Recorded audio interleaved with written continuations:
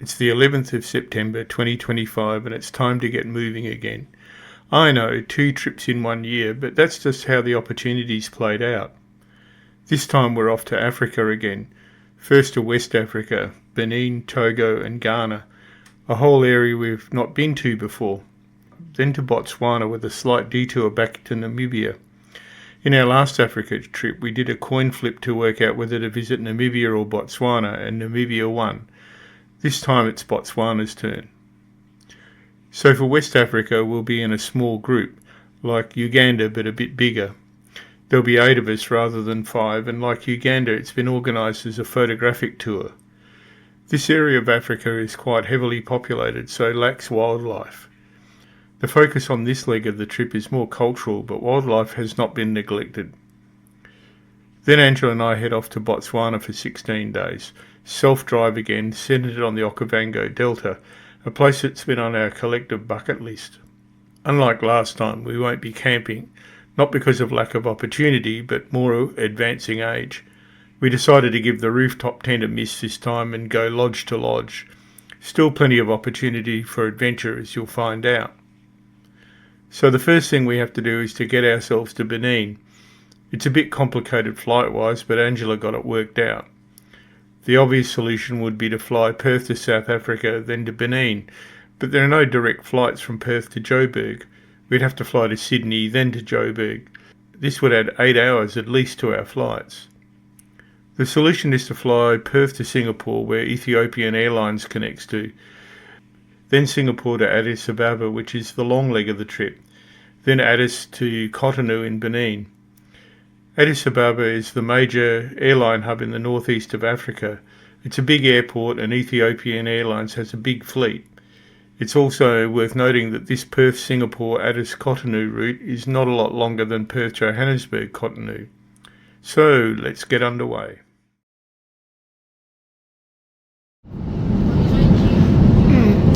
About half an hour out of Singapore and we're just about to cross the equator.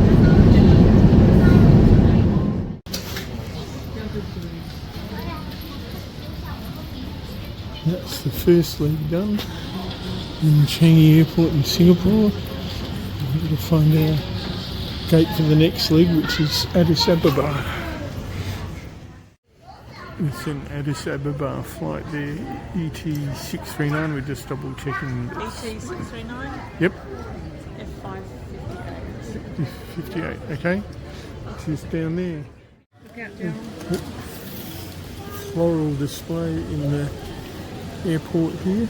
These are all real orchids. And that's not all of them.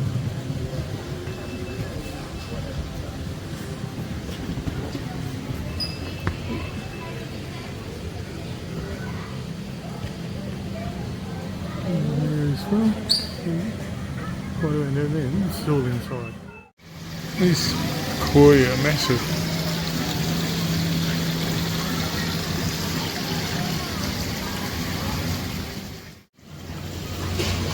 These archways with these yellow orchids and the air plants, they're real too.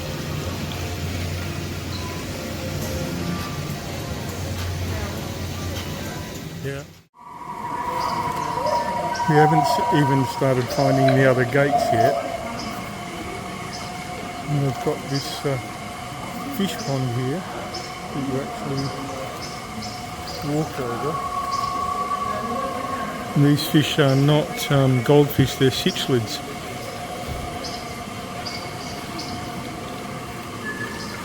All the birdie noises are artificial, well, through speakers. Another aquarium. Caryshell, pink crabs. Mud skipper at the back. Sort of a mangrove swamp. Oh, I've seen fish that look pretty much like that in Richmond. Sea anemone, clownfish, found Nemo. These are the ones I got that ate our pike's fish. Yeah, they're the painted shrimp. Yeah.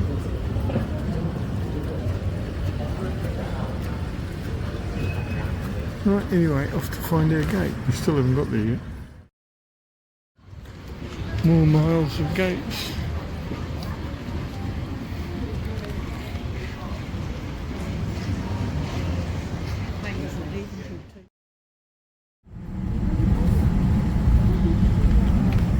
It's 2 a.m. in the morning. Well, it's coming up to 2 a.m. in the morning. We're on our Air Ethiopia flight to Addis Ababa. Just getting everybody on board, and it looks a bit out of focus because it's a bit humid and foggy sort of thing. Got 10 hours to Addis from here. Try and get some sleep. Breakfast time.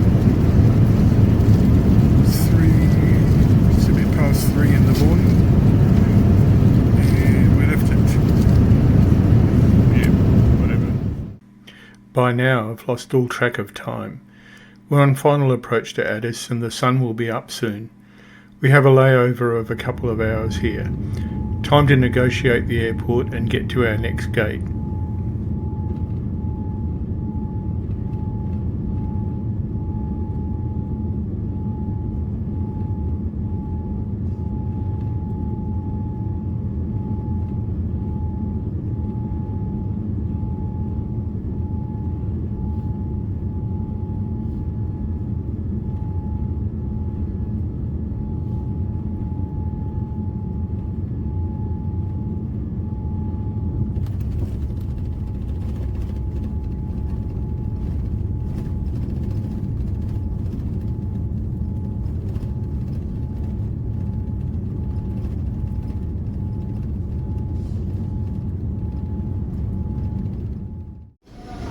Okay, Addis Ababa.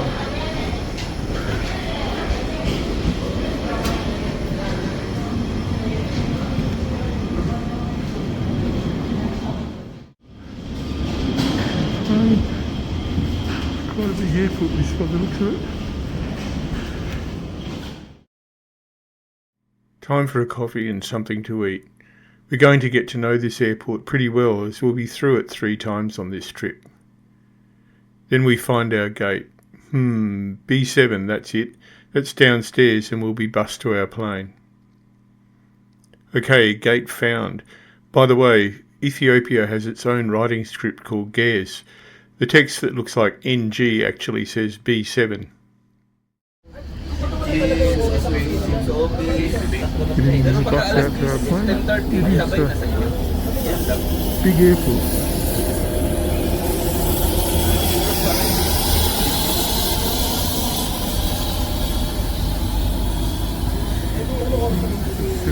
Here, that might be us. Ethiopia also has a different calendar base to us. Turns out we're flying on the 12th of September, New Year's Day 2018. The custom pillow covers are a nice touch. I suppose the crew are working on a holiday. Our final leg to Benin takes us across a big chunk of Africa. There are no in-flight maps to amuse myself with, so I read. It's educational to realise that this leg is longer than Perth to Singapore. Okay, we've arrived in Cotonou. Nice. Into the terminal. Got to get our luggage, go through immigration. We're going to get closer to him. There's a propeller airliner up there.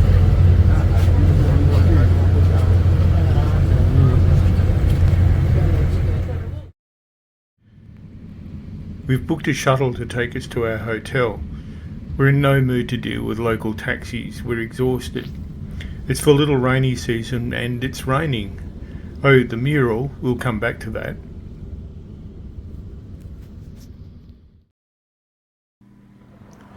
Our interim hotel is right on the beach. There were no vacancies at the team hotel. It's basic but nice. We have something to eat and then go to bed.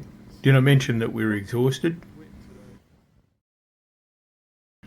Today is Saturday the 13th of September. We have breakfast at the oceanfront restaurant. Not upstairs, you get wet up there when it rains. We're watching the fishing boats on the Atlantic swells. Turns out it's a popular location for joggers and people taking a morning walk.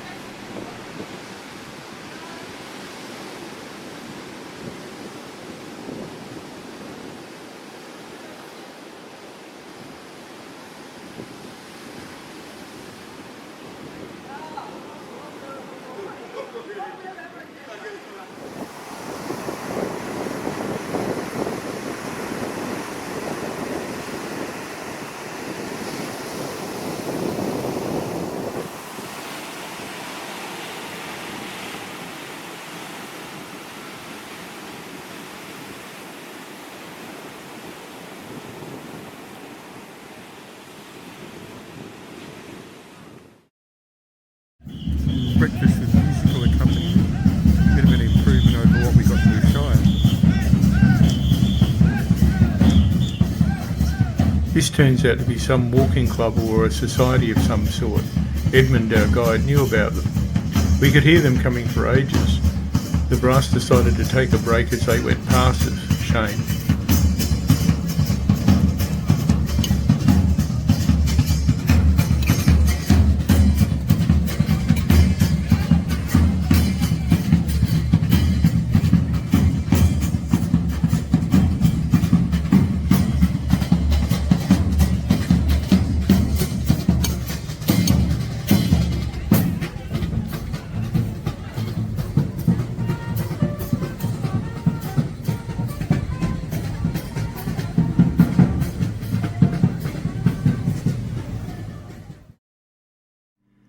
Then it's our turn for walkies.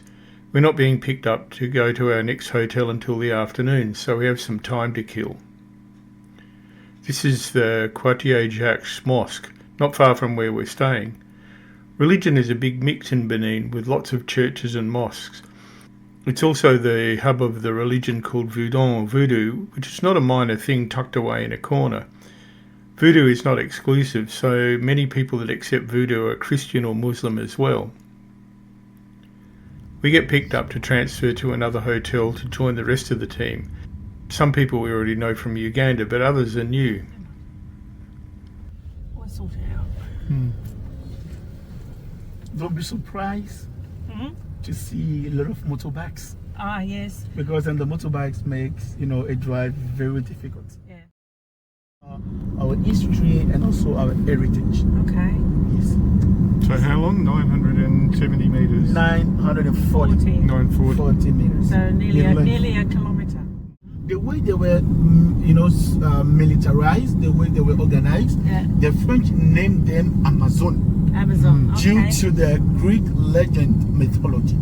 And this is the second tallest statue in Africa, in West Africa. The first one. So we've just moved hotels to our group hotel rather than our sort of stayover hotel. And that's the beach down there. All the coconut trees are planting. They've planted like literally kilometres and kilometres of them. Give it 20 years, this beachfront will be stunning. It's hot and humid, so we get some lunch in the upstairs bar. I find they do Savannah Dry here. I think it might be made locally because it's very similar to the ones we had in Namibia, but not quite as crisp. It'll do for now. The mocktails are nice and refreshing too. Can't drink booze all afternoon. That evening we have dinner at the Rooftop restaurant and get our briefing for what's happening for the next 2 weeks. Where we will be, when, how much local currency we need, all that good stuff. Then it's off to bed to shake off the last of our jet lag before we hit the road tomorrow. Turns out we aren't going far, but that's for the next video. Join us then as we begin to delve into the culture and people of Benin. We'll revisit the mural and the Amazon monument, and there might even be some boats involved. Never know.